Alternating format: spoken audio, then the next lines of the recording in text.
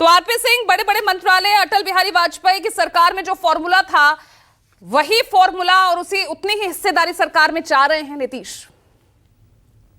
मुझे नहीं पता था कि टीवी चैनल जब मंत्रालय तय करने लगे और कौन कौन से अंदर बातचीत होगी उसके बारे में टीवी चैनल तय करेंगे, परंतु ये प्रोसेस अभी मीटिंग होगी, उसमें जानकारी आएगी कैसे क्या नहीं है। आपके सूत्रों के हिसाब से खबर होगी, हमारे पास ऐसी कोई जानकारी होगी। चुनाव जीतने के बाद पहली भेंट है और उन्होंने ऑलरेडी अपना समर्थन घोषित कर दिया है भाजपा को और एनडीए को और मोदी जी को।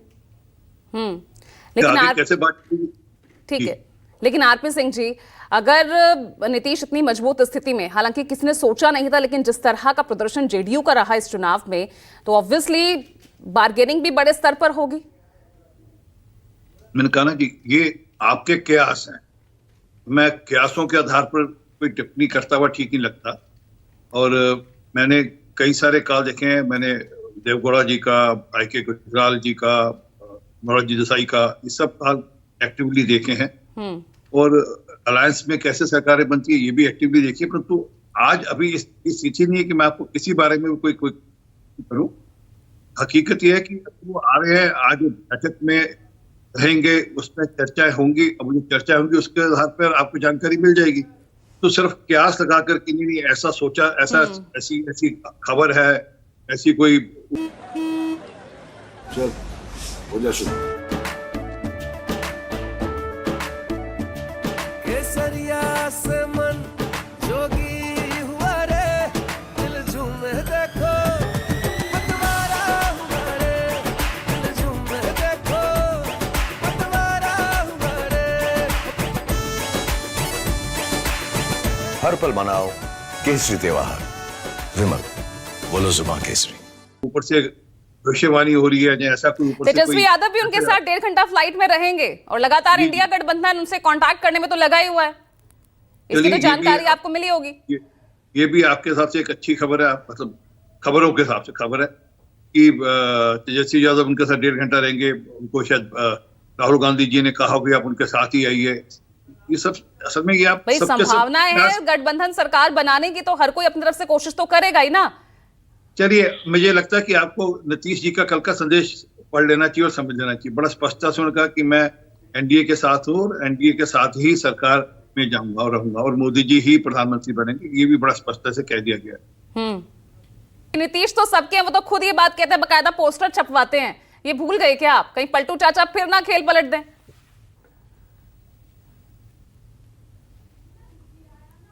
राजनीतिक तौर पर थोड़ा बात करते हैं, मतलब जब हम सबके कहते हैं तो सबके मतलब ये नहीं है कि किसी पॉलिटिकल पार्टी के साथ अलायंस की बात करते हैं।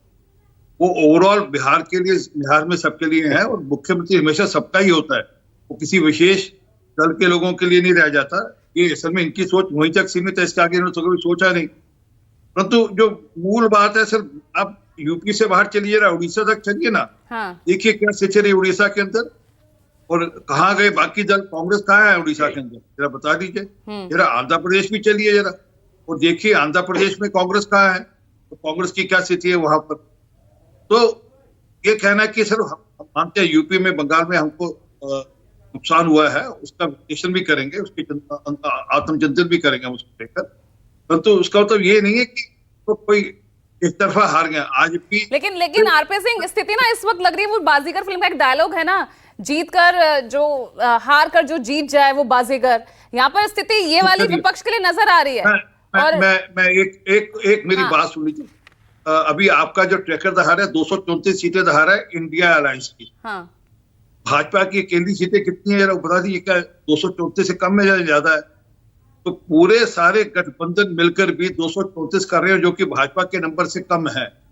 तो वो बाजीगर जीता या हारा तो लोगों ने तय कर ही लिया, उसमें क्या है। हाँ, हम ये बात मानते हैं। और लेकिन 400 पार का नारा देने वाली, 370 बीजेपी कहने वाली, अगर वो 240 पे खुश है तो ठीक है।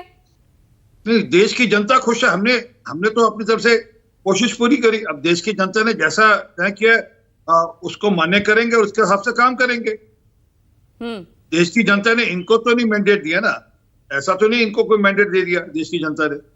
देश की जनता ने हमको मैंडेट दिया, एनडीए को मैंडेट लेकिन दिया। लेकिन देश की जनता ने उन्हें उस स्थिति में तो ला दिया ना कि भाई वो सरकार बना भी सकते हैं। नहीं, आप वही बात, प्री पोल अलायंस की कोई प्रथा है, कोई एक कन्वेंशन है, तो उसके हिसाब से तो हम लोग आगे हैं इनसे। दिखता है कि हम लोग बिल्कुल स्पष्ट नंबर से आगे हैं। तो आज सारिका जी और फखरुल हसन जी लगातार मुस्कुरा रहे हैं और वही मुस्कान आपके आज चेहरे से गायब है। नहीं, आपको उतरा पता हुआ नहीं, चेहरा। आपके शायद आपके पता नहीं, आपके पास कोई पैरामीटर नहीं है। ये मुझे नहीं पता था कि आजकल एंकर फेस रीडर्स भी बन गए हैं। कृपा कर आप शाम के डिबेट्स देख लीजिए, देख लीजिए गरिमा जी का जो कभी शो में जाता हूँ, जहाँ मेरा चेहरा हमेशा ऐसे ही रहता है। नहीं, आप मेरे शो में भी आए हैं, खूब एग्रेसिवली आप यहाँ पर बात करते नजर आते हैं। एक मिनट सुन लीजिए, अच्छा 1 सेकंड दे दीजिए प्लीज। हाँ। और आज 5 जून है, 5 जून मैंने आज काले रंग की पगड़ी बांधी हुई है।